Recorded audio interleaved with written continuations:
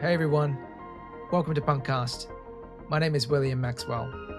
I'm a student of Web3 and the owner of Punk9746. CryptoPunks are 10,000 uniquely generated characters stored permanently on the Ethereum blockchain. No punk is the same. This is a show dedicated to celebrating the punks behind the punk. My hope for this podcast is that we capture the essence of the punk culture, elevate the brand and the individual behind the punk. One last thing. Projects discussed on the show is not financial advice. Crypto and NFTs are a volatile and risky asset class. Please always do your own research. Other than that, let's go. Hi everyone, welcome back to another episode of PunkCast. Today we're back with Punk6746. He's a clean punkish 3 Atty with shadow beard, classic shades, and dark mohawk. In real life, he comes from a strong finance background, having worked at various alternative asset management firms, and currently a serial entrepreneur, having co-founded Satscribe, Pizza Artifacts, and Omega.xyz, a product that empowers users to borrow and lend against institutional assets and earn yield. Please welcome SirYieldALot to the show. SirYieldALot, how are you, man? Thank you, Max. Very good. Very good. Just building every day. So, yeah, man, just enjoying the little micro bull market we have and getting Omega ready to launch. Yeah, amazing. We need to sort of definitely delve into the things that you're sort of building, but I don't know how you find the time because I often find you in the Punks DGen TG and dropping a lot of alpha, and I think Jito was one of them. So appreciate that sort of drop. Yeah, that was a good one. But no, look, I mean, I think when you're full-time in Web3, it's hard not to enjoy doing a little shitcoining also. So, nothing wrong with it. Awesome. Well, mate, thank you so much for joining Punkcast. Maybe you can just start us off with, what's the story behind your handle? SirYieldALot. I think it's an awesome handle, by the way. Thanks. So my background, which I guess we could get into in a minute, I ended up really going full-time in Web3 through routes of DeFi. So initially I kind of got into DeFi, but when I got kicked out of Binance, and getting into DeFi was like the first time like all the stars really aligned. So, obviously it was all about yields. I built some like software that was like all about yield generation. And, I guess I'm aging myself a bit with SirYieldALot. And just came across the handle and it made sense. And still everything I'm building, it's all about using smart technology to try to maximize yield in capital efficient ways. Awesome. Well, I like big yields and I cannot lie. I do like big yields. It is true. Mate, well, why don't we have a chat about your background then? I think you come from a pretty strong finance sort of background, I take it. But yeah, if you can just start us off in terms of, a little bit about yourself and everything sort of leading up to Web3. Yeah, absolutely. So background, I went to NYU. After leaving NYU, I ended up doing some time at JP Morgan. Amazing company, really brilliant people over there. I was able to run a team where we were managing just under $1 billion AUM. And again, a great opportunity, did really well over there, but just corporate life wasn't really for me long-term. So after I was able to pay off whatever debt that I had, I left JP Morgan and started a tech company where we did a ton of software development. So in college, I did have like a bit of a background in computer science in addition to finance. And at my tech agency, we were doing software development, app development, some marketing. And around 2014, when I was in Miami at the time, one of my developers kind of was starting to get obsessed with Bitcoin. And we actually started mining Bitcoin out of the office. And back then it was different, right? Because you didn't have to pay, like people didn't know to monitor for electricity. It was super easy and it was much easier to mine. All you had to do was get some encryption devices and you hooked up these devices called Raspberry Pis, which I don't know if you remember those. They're kind of these just like, they were just computer chips that you hooked up to machines and then you connected to the internet and then you connected to central mining pools. And back then Bitcoin was super cheap. You could mine it pretty effectively. But I wasn't quite red pills yet. I just thought the tech was interesting, just like reading the white paper.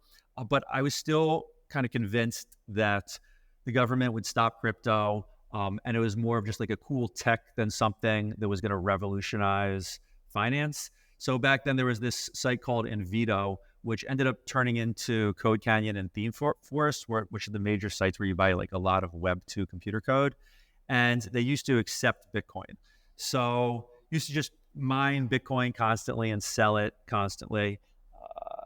I think when I ended up looking back, like the most I got for any of my Bitcoin that I mined back then was like no more than like $200 or 200 and change. So unfortunate, but it still got me into the industry super early. Did still end up keeping up with the cycles through the bull and the bear markets, but it felt a little bit like gambling to me. And I do like gambling, but it just felt a little bit like more like gambling than something that I could really focus on until DeFi summer came around. Once DeFi summer came around, like that was it.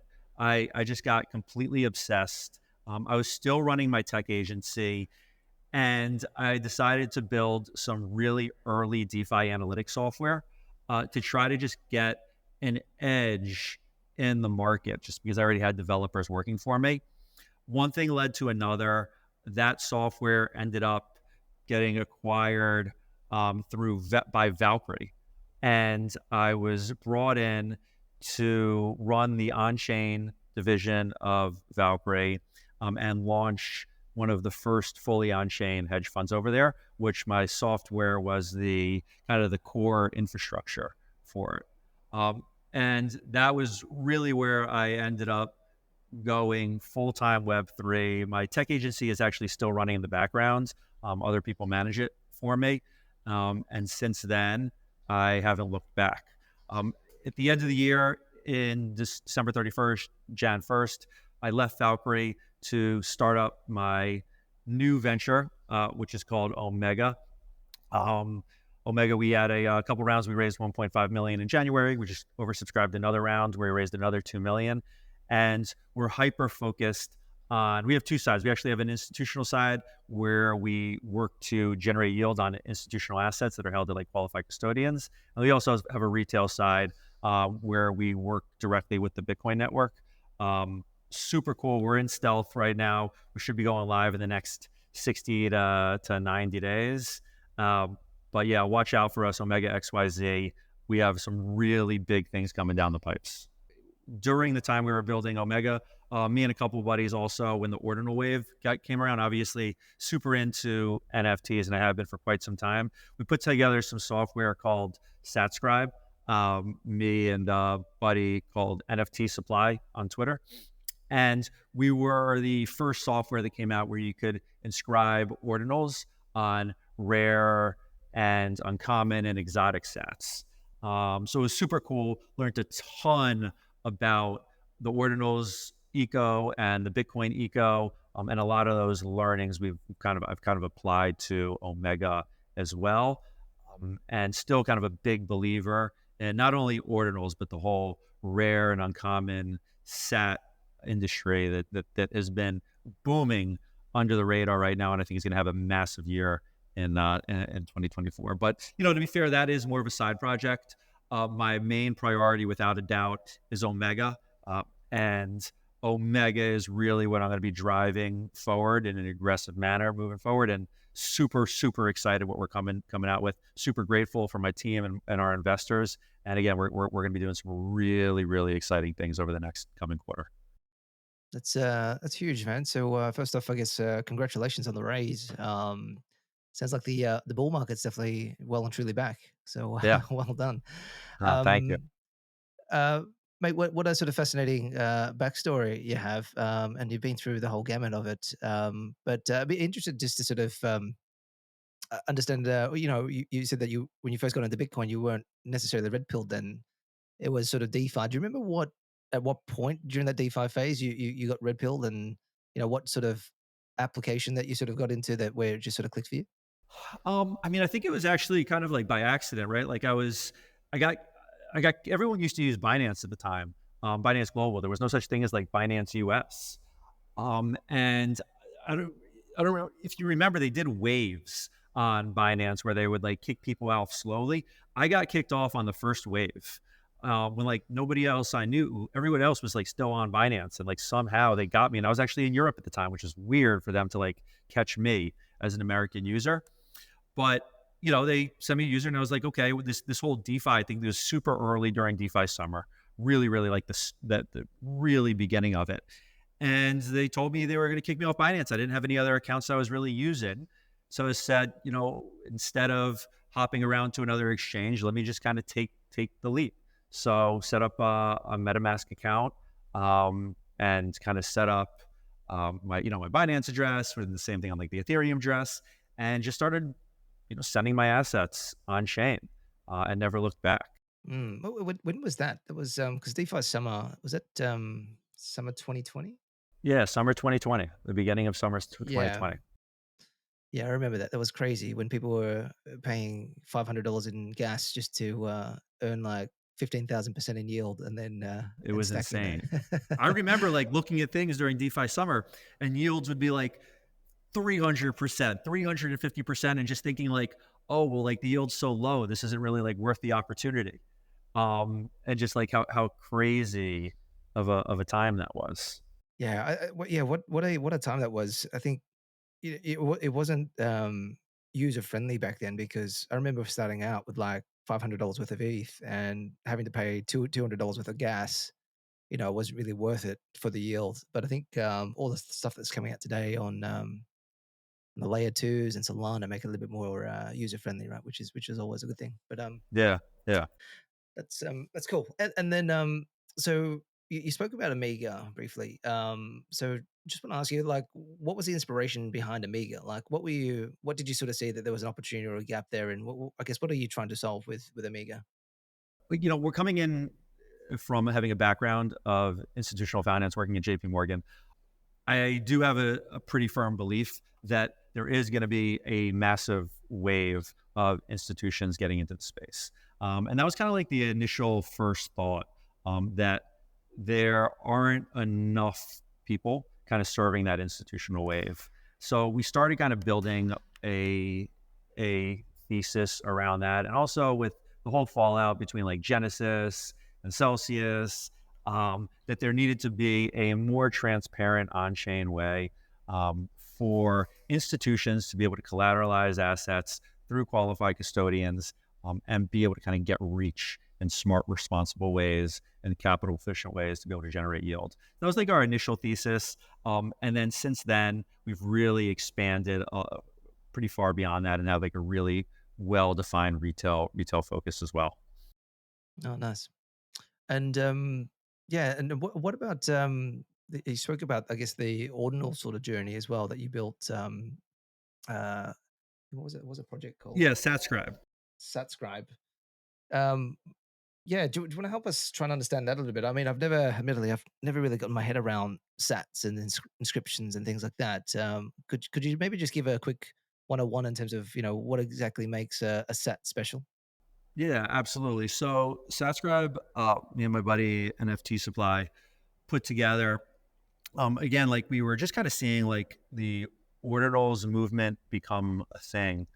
And more than just like the ordinals movement, we thought that this whole thesis of just like having one sat being more rare than the other, there might be something to there. Like, and if you look at like every cultural phenomenon, if it's coins or stamps or like there's always like something about like uniqueness and rarity, and people like collecting certain assets.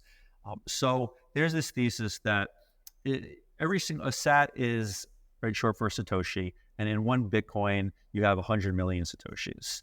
Now the vast majority of those satoshis is considered common satoshis, but some satoshis might be considered more rare than others, right? So if you have if you have a satoshi from the first block ever sent on the first ever peer-to-peer transaction, which would be from Satoshi to Hal Finley, those are called block 9 sats. And it's the earliest block ever transacted peer-to-peer on the Bitcoin network. Those have a value, instead of a few pennies, of a few dollars. You have the first sat after a difficulty adjustment, which is considered a rare sat. Those typically go for 3 Bitcoin each. I've been collecting a ton of block 450Xs, which are actually the first Bitcoin in the block 9 sat set. So you're collecting pieces of the earliest Bitcoin ever in circulation. And when you look at these types of assets, 90% of them are locked away on dormant wallets forever. So there's a very small circulation. I do believe Bitcoin is the one chain that's going to be a cultural phenomenon like forever. Like I love Ethereum, don't get me wrong, but there's like a lot of competitors to Ethereum. There's a lot of different camps out there. Bitcoin's such a unique asset, and collecting rare pieces of that of Bitcoin, I think there's real opportunity there. The market is so nascent. There just became a two-sided market developed in the last few months by Magic Eden and a few other competitors. And what we wanted to do, we became the first company where you could inscribe on these rare sats, create ordinals on these rare sats. And to showcase our software, we actually came out with a collection called Pizza Artifacts, which was like a fun collection. We were featured on Magic Eden, and we sold out super quick. The collection still does pretty well. And we were actually the first collection ever inscribed on pizza sats. So, pizza sats are sats from the famous pizza transaction. If you want to check it out, you can find it on Magic Eden, Pizza Artifacts. Definitely a super historical collection as well that we do have plans for in the future. I think this rare sat meta is really going to catch on next year, specifically because you have the halving, right? And when the halving occurs, there's going to be an epic sat. So the first sat after a halving is an epic sat. There's only been 3 throughout time. None of them have ever hit the market because they're typically on like dead wallets. And this will be the 4th epic sat ever. The market value of this thing is going to be somewhere between $1 to $10 million. Miners are going to fight like it for like crazy. As we approach the halving more closely, you're going to see a ton of press about this epic sat that is going to come to market that these miners are going to fight for. And I believe the rare and exotic sat market is going to go absolutely bonkers. Super interesting market. I think it's a really interesting asset class to position yourself in right now, ahead of kind of the boom that I think is coming. Again, like my sat of choice is 450Xs, which is like they're not actually even indexed yet on Magic Eden. You got to find them on Magisat. Or know how to find them in Magic Eden. We actually put like a guide of how to find them. If you follow Pizza Artifacts Twitter, our most recent tweet is a guide on how to find 450X sats. What's so special about 450X? So 450X is the first Bitcoin of block 9. So block 9 is the first transaction, right, that Satoshi sent to Hal Finley. They were mined by Satoshi that had 50 Bitcoins in it. Right? 450, if you look at the sat number, they start with 450 instead of 451, which would be the second Bitcoin. So 450 is the first Bitcoin in the 50 Bitcoin block that was sent from Satoshi to Hal Finley. So you're collecting pieces of the earliest Bitcoin ever in circulation. The 8 prior are on Satoshi's wallet, locked away forever unless that wallet wakes up. Got it. So if I get this right, SirYieldALot, basically, there's 100 million sats in a Bitcoin. Yep. And basically, with each one of those sats, you can actually inscribe an image or something to it on that specific sat, right? So basically, would there be an argument to sort of say if there's 100 million of those sats in that particular sort of Bitcoin 450X? Is it still rare then? Like, how do you sort of you gotta think these are from the first block ever sent. Like, it's estimated like 95% of these things are locked in dead wallets because they're so old, right? It's like you think about like the wallets where these things get turned over. They're so like there's something called like panning. You could pan for sats, and that's when you're sending Bitcoin back and forth through exchanges, and you're trying to find rare and exotic sats, right? Because every time you send your Bitcoin to an exchange, you get a new Bitcoin coming back to your wallet. and then you could scan it for sats. Like I've probably, I've done millions of dollars of searching through Bitcoins. It's it's so hard. I found tons of uncommons, Nakamoto's, all these things. I've never found a 450x sat. Like the only way I could acquire them is buying them. And I've gone through so many Bitcoins. It's such a rare asset out there to find. And there's not many sellers out there. Like the sellers are already almost exhausted. So what's the floor on like a 450x right now? A 450x, if you wanted to buy them individually, you're probably paying about $20 per sat. If you wanted to buy them in bulk, so at least 100 at a time, you could buy them for like $4, maybe $4.30 each. They're up from like $1 a few months ago. I think these things go to a few $100s each. And then so do people sort of buy, like, for example, what you did with the pizza artifacts? And I just opened them up. They look pretty cool because I think you've taken it across some of the CryptoPunk sort of traits, 3D Yeah, yep, glasses. I yep, like too. yep. But what makes it valuable? Is it the inscription or the actual sat? Like what of the two, or is it a combination of both? Like how do you sort of look at that? Yeah, so I think with when you're buying sats, a lot of people would prefer to keep them uninscribed. It's like they're virgin. I think some people consider when you inscribe on a sat, especially a valuable sat, some people might consider it becoming less valuable. For us, though, what makes the pizza artifacts unique, it was the first ever collection inscribed on pizza sats. So when as inscriptions on rare sats started to become like a thing, we kind of caught on as being like a culturally significant ordinals collection because we were the first ever collection that was inscribed on pizza sats. Hmm. Interesting. No, thanks for sharing that with me. I had no idea, an absolute noob when it came to Bitcoin inscriptions and sats as well. So I think I might take a closer look. So 450x is the alpha play right now. Yeah, I um, really think so. You can find them on MagiSat as well. MagiSat is the only place that indexes them. But Magic Eden, I am sure they will index them in the next 30 to 60 days, and the floor will rip when they do. Gotcha. And then what was your first NFT? What was your journey to NFTs like? It was probably early, I'd say somewhere in like February 2021. Hash masks, if you happen to remember them. Hmm. Hmm. Yep. So I was in like, obviously I knew about NFTs just from being in the industry. I remember when people were like talking about like punks even prior to that. And I watched punks for way too long. I watched those things just go crazy. But no, I bought like a hash mask sometime in February. I was in one of my buddies in one of like the Telegram groups. I'm in my buddy Juan from Pleaser DAO is in one of our Telegram groups, and he was kind of the first person that was like that I knew that started buying NFTs and telling us that there was like really something there. He was like a pretty early ape holder. And I think that's kind of like where I got into it. Yeah, gotcha. Yeah, whatever happened to Hashmas? Because they were Yeah. the hype back then, but I think Yeah, I think they've they died lost a bit of the out with sizzle. the rest of Yeah. the market, unfortunately. What are you gonna do?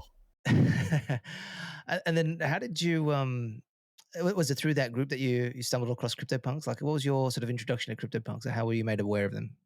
I think I knew about them just from like I remember reading an article way back in the day. Like I don't know, NFTs. The first time I heard about NFTs, it didn't quite click. And then I was listening to a Bankless one day, and like they were really kind of like I remember I was listening to a Bankless, and they were talking specifically how the NFT market and the punk market was going nuts, and then started hopping into like Clubhouse and things like that when that was popular during the cycle. But I think like actually Bankless was the first thing that put it like back on my mind to start watching punks. And I just did one of those plays where you're just like watching these things run in your face, and just like max FOMO watching the price just like run while you're watching something that you really want. Yeah. I think Dave Hoffman's got he picked up a punk too, but the 2021 bull run for punks was absolutely insane. I Yeah, think that's that year crazy. ran from like, single digit sort of ETH to 100, 150, 140 ETH or something like that floor. Yeah, and So it happened. it happened quick also. I remember watching them like around 10, and then they hopped to 20. Then they're hanging around 20 for a while. Like they hung around 20 for a little bit, and then they just absolutely took off. Yeah. And then so there was a financial element that caught your attention, and I know that you just bought your punk earlier this year. Yeah, in July. Wh- What sort of made you want to jump back into finally buying a punk? I mean, look, well, when I watched the punks run, and then I got really into NFTs, I did get into the ape community relatively early, and I I did pretty well in the ape community. Had a bunch of mutants, and just like I guess like the punk was like always the ideal asset that I just knew I always wanted to own. But it got to a place where punks were trading for $500,000, and I didn't know if I would ever spend that type of money on an NFT. It just didn't seem like it made sense to me. Though I even at that price, I really wanted that one, and I did believe that long run these things are going to hold their value, and they're just like so iconic. And I'm such like a big believer in Web3. So just watch them and just had like max FOMO. And then I was lucky enough during the bear market to do well with Pepe. Again, Mm. just like from like being on Twitter. Um, you know, bought Pepe pretty low, sold it pretty high, and immediately within like a few days, I was just like watching. I was like, okay, this is the time. I'm using these winnings. The punk market is down. Ethereum was at like 1,200, so punks were back substantially under. The punks were at like 70 or 80K floor. I was like, okay, another chance to buy punks under $100,000. I have some fresh winnings, and I saw a punk that just like I had to have. It was just like it was my perfect punk. I feel I relate to it a tremendous amount, and it was through Punk OTC had it. So I was able to reach out to Punk OTC on Twitter. Punk OTC gave me what I believe was a great deal. Gave me a good amount of like discount based on what the listing price was. We came to a deal, and the rest was history. Is a super clean punk. 6746. Shadowbeard, classic shades, and the dark mohawk. Why did this one sort of stand out to you? Were you looking at punks for traits, or did you just come across this one and said, I just need to have this. This is me. Yeah, I mean, I was open to different punks of different trades. Honestly, sometimes I like ugly punks also. There's something about them that I like. But um, yeah, no, this punk specific, I felt like it's just like, look, I usually have a shadow beard. I wear those same types of glasses. My hair is somewhat similar. I really felt like it was the embodiment of me in a punk. And like it's funny when I look through the punks, obviously, like when you have a punk, you always look at whatever punks are on the market. Like I feel like I look at like the recent sales and the punks for sale like almost every day. Like I still until like it's one of my favorite punks. When I go through like the entire collection still to this day. He's super clean for sure. And mate, I'm just looking through the transaction history. Looks like Yeah, you got a 25% discount from the all-time high sale. yeah, yeah. And yeah, I mean, mine was obviously it was OTC through Punk OTC. But no, I did. I believe I got very good value for the Punk. You mentioned you like some of the ugly traits. Like what kind of traits were you sort of fond of? I really like the shadow eyes. I think the shadow eyes are super cool. I don't know, some of the ones that just like mix match, like the orange hair, the pearl. I just like some of the punks with like when nothing really goes together and they have like the gap teeth. There's something like very punkish about Yeah. them that is like a little bit of just like a fuck you to the world that I really like. Sometimes like the uglier the better with punks. But no, I mean I did end up going with the super clean one again. I think because I really related to it. Yeah. Like Tony Herrera's green hair and buck teeth probably comes to mind for me when you mentioned Exactly, buck teeth. exactly. I Yeah. love it. I love it. And if money wasn't an issue for you, like which punk would be your dream punk?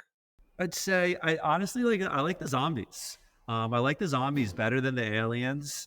Obviously, the aliens are like the ultimate grail, but zombie. I love Little Fish bought a zombie punk recently for I think like 400 ETH.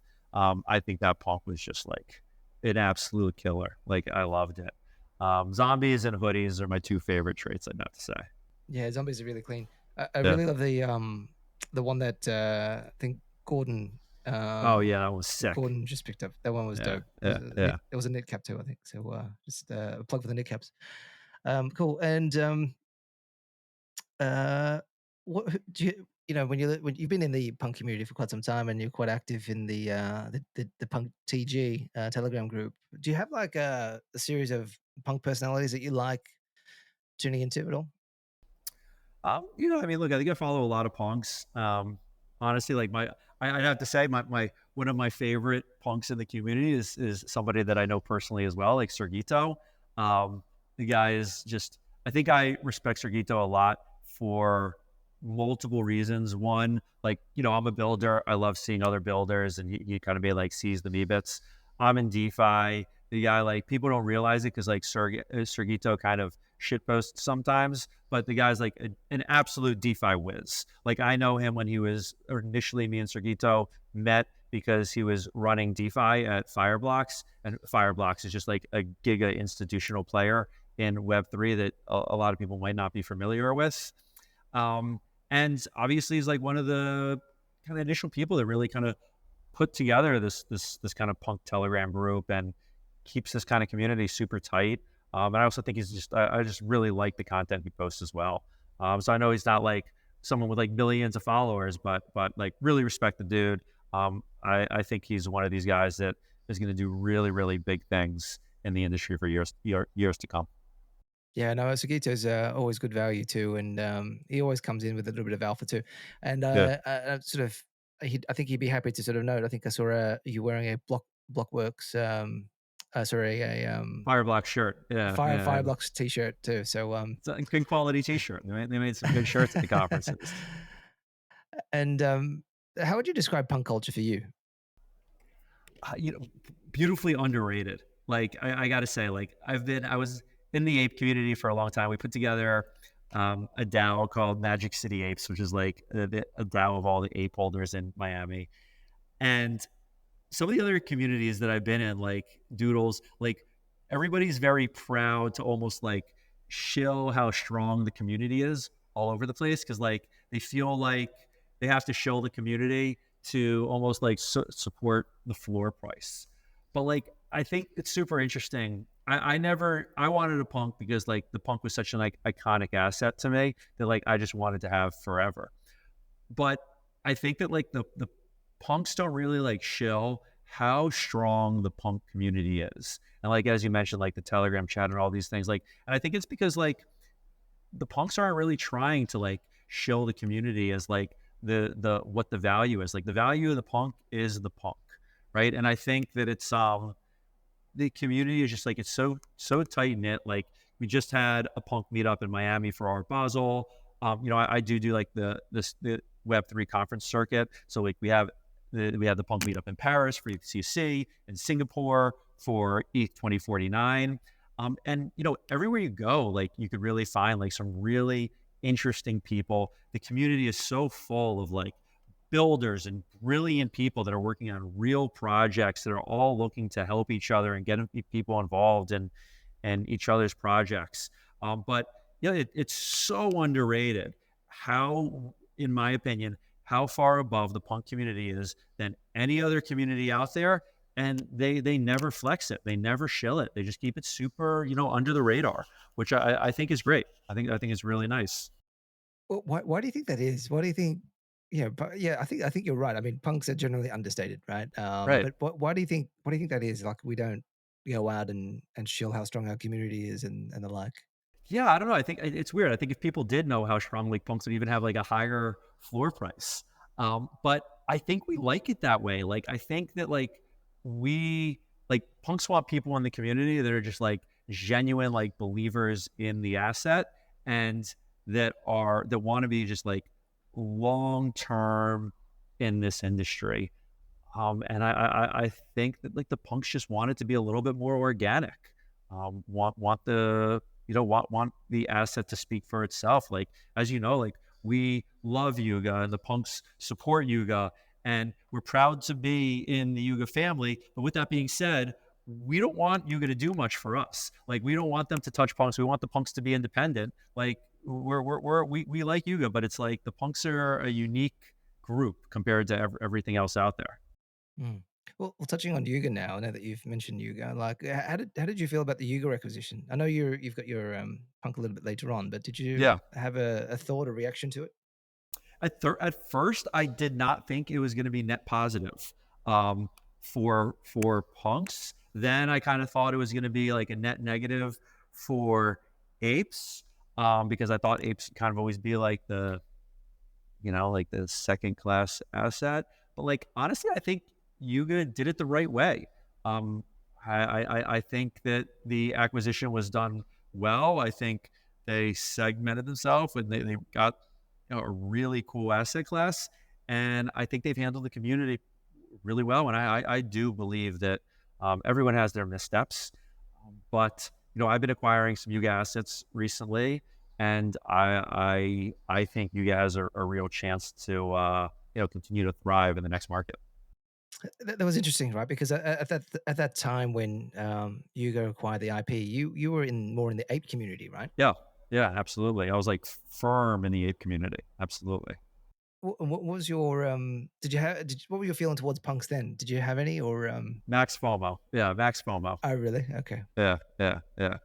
Because there was because back then I think there was a little bit of beef between punks and apes, Uh, and um, I look, I for me, when I was in the ape community, it was much more of a financial play.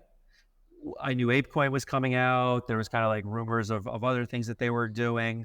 And it was like, this seemed like a asset that I wanted to own because there was such a meta behind NFTs and metaverse and airdrops and things like that, where I didn't think that it was like one of those things that like I just never wanted to sell and I wanted to pass on to my kids and things like that. It was more of a trade, in my opinion. gotcha. And Yeah, not to say you're right. I did love the ape community, and I'm still tight with the ape community as well, especially down in Miami. But it wasn't like as tightly ingrained. No, absolutely. Yeah, you're right. I think back then I think the apes had all the catalysts that were coming. ApeCoin, there was the other side, and there's just all these things that were sort of popping off, and I think it was a financial sort of play for me too. But then the other side too is like it's interesting when you talk about catalysts. Like there is no catalyst for punks, right? In some Right. ways. So, but for some reason they just pick up their own narrative and go on a little bit of a run on occasion. So maybe there will be a pretty strong catalyst once everybody buys the next Pepe and just apes back in, just like you did. Who knows? I think they'll always hold their floor, right? I think that it's like one of those things that as Web3 grows, like I think that it's that to that point exactly. Like, I think punks are the one asset that there's so many people out there that like always want one. And I think every time you have a massive run of a token, and people get huge wins and there's a bunch of money being made in Web3, there's more people that are going to constantly acquire punks.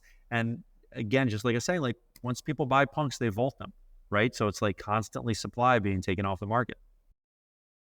What one thing I'm just thinking about. One thing you did say that punks are understated the long term. They're coming in for the community and then they're just vibing. They're not talking about floor price. And I was just thinking, I think that is also because it is a pretty big signal of your belief in Web3. I think most punks in our community have probably a very deep belief. I mean, like yourself and Sugito, and everyone's all in on Web3. So we're big believers in this sort of space, and not just for the short term, but for the long term. And I think perhaps holding a punk is a big signal for that, right? So, yeah. Um, Absolutely. Absolutely. and I mean, my what are your LinkedIn, views? my LinkedIn Yeah. picture is my punk, right? Like, it's like, you know, I need to do mine too. Uh, yeah. what do you think about V1 punks? What are your views on V1 punks? I think it's cool. I owned one. I owned a few of them during the last cycle. I made some money on them, and then sold. I I think there's something to it. I mean, I don't think, obviously, they're never going to flip punks because it's not like the real collection, but I think they're cool, man. I think it's like, if you consider punks historical, it's hard not to consider V1 historical as well. The issue is just like you have just supply that's still coming into the market, right? I forget the guy's name, like Hubro or Hubro, whatever the guy's that has like Hemba. Hemba. Yeah, you know, like I've actually chatted with him, like nice guy, super like willing to kind of like wheel and deal. But you still, it's just like, it's almost one of those things. It's like every time the floor goes up, like more V1 punks like come onto market and kind of hit the floor down. I think like once they've all been fully minted out, I think it could be like actually an interesting asset to buy. Yeah. Yeah, they definitely have a spot in, I guess, punk history for sure. Yeah. So SirYieldALot, this was a fun conversation, man. Yeah. I guess just one more, question before we sort of close off for the interview. But if you could pass on a message for the next owner of your punk 6746, what would you like to say to them?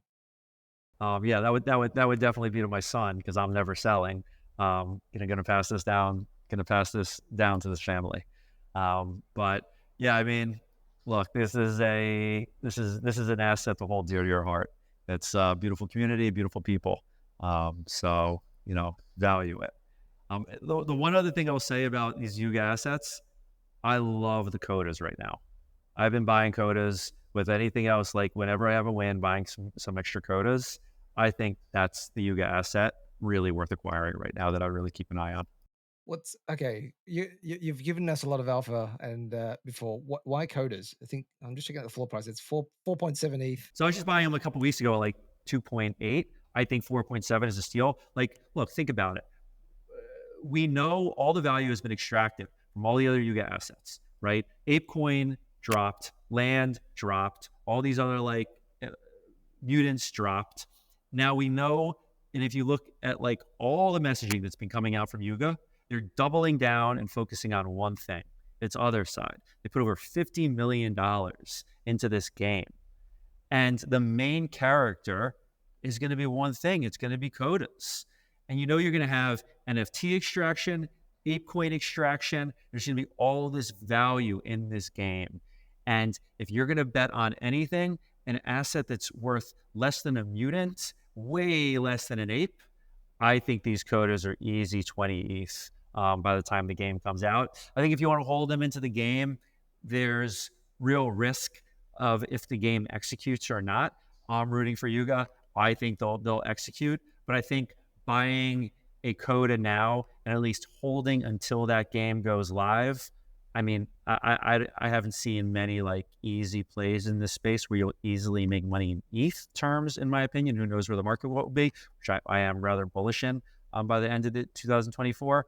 But man, codas compared to every other asset, every other NFT asset in the market, just seem like an absolute steal down here. What's your view on whether or not, or how close do you think it'll get to flipping mutants and apes? Do you think that's possible? I think they come closer. I think they'll touch up against apes. I think they'll blow by mutants. Really? Wow. Yeah. Interesting. I'll take a closer look because I know. Have you been speaking to Beanie? Because Beanie's been shilling. I was trying to buy more. I bought a bunch of too. I bought a bunch of codas, and then Beanie shilled them, and it's great for me, right? Because I bought before Beanie shilled, but I was trying to buy a lot more, so I feel like he kind of like let the the cat out of the bag a bit. Oh man, I bought a coda at the all-time high. I think I got in at like 22 ETH or something. So I'm still like burning on that one. So maybe I need a dollar cost average down. Yeah, exactly. Perfect opportunity, dollar cost average down. Perfect. Awesome. So SirYieldALot, this has been fun, man. I guess any final closing comments on your side, and what's the best way for people to find you? Yeah, definitely. SirYieldALot on Twitter. Definitely follow Omega Lens is our Twitter. Not much there yet. We're still in stealth. You can go to Omega.xyz. Check out our ordinals, like historical ordinals collection, pizza artifacts. We're gonna do some really cool things with that in the future.